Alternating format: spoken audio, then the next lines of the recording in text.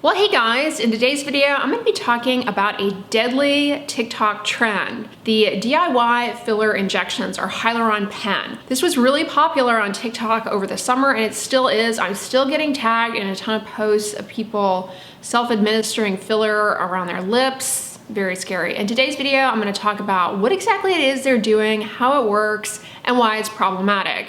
If you're new here, welcome. My name is Andrea. I'm a board certified dermatologist. I make skincare videos here on YouTube.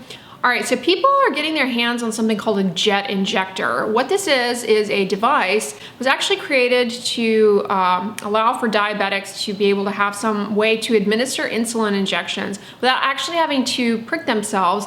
It is a painless injector.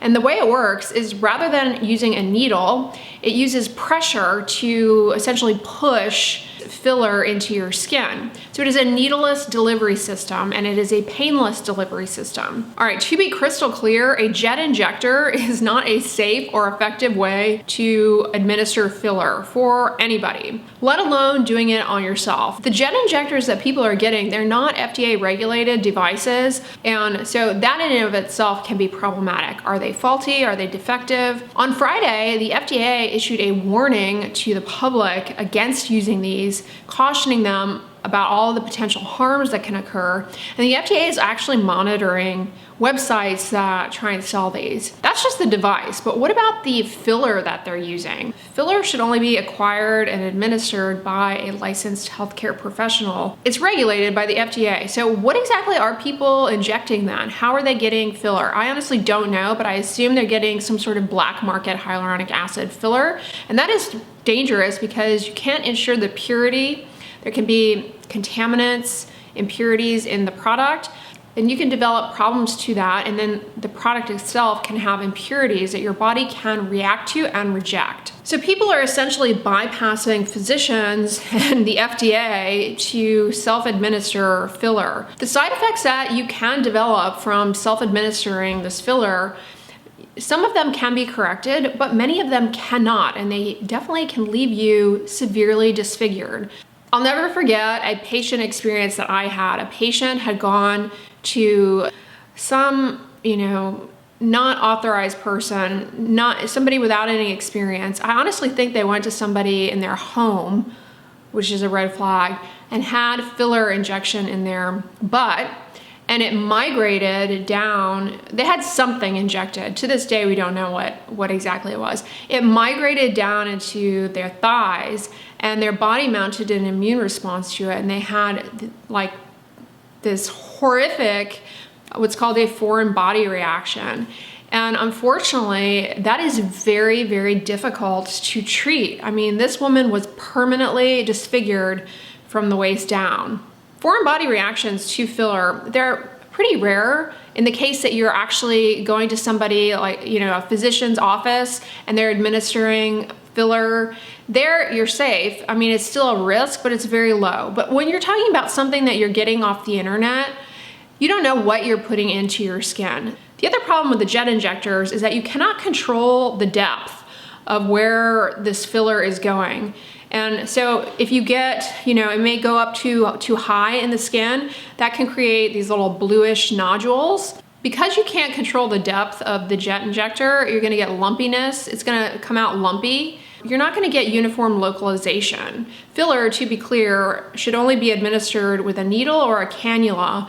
Consumer, the average person in the public, is not trained in facial anatomy. The scary risk that you can run into is that the filler gets into a blood vessel, blocks it, and cuts off the blood supply to whatever that area is that you're injecting. And when that happens, it causes what's referred to as necrosis, tissue death of the overlying skin. And unfortunately, if it happens near the eye, you can actually develop blindness. Of course, with any procedure, there's always a risk of bleeding, infection, and a scar, but it's much greater when you're doing it yourself using a substance that you cannot ensure the purity or quality of. Bacterial infections, fungal infections, and viral infections. And many of these actually are pretty challenging to treat. And when we're talking about your face, that can leave you severely disfigured. Allergic reaction is always a possibility, and it's going to be even more of a likely issue with you using this filler substance that we don't even really know like where it came from. Like I said, the way these work is they deliver whatever is in the pen, they deliver it by applying pressure to the skin. Around the skin of the eyes, that actually can cause damage to your eyes.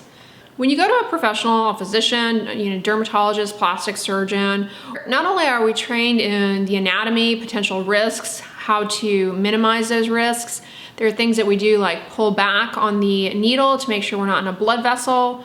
When we're doing filler, we also have things that are at the bedside to manage any potential complications. Say we do end up getting in a blood vessel, or say there is a complication, you come back and the filler doesn't look right. Well, we can dissolve it with the enzymes. That's not something that you're going to be able to do yourself. You're not gonna have access to those things to manage complications. I mean, this is why we go to medical school and go into residency, is to learn how to do these things. But even the most experienced person doing it you can still have these side effects. So the idea of doing it yourself, using a device that is not approved for this or has ever been shown to be effective for this, and just by the way that it works, introduces all of these potential risks, amplifying the risk of foreign body reaction, bluish nodules, and you can't manage the side effects that do develop. I mean, it is very, very risky.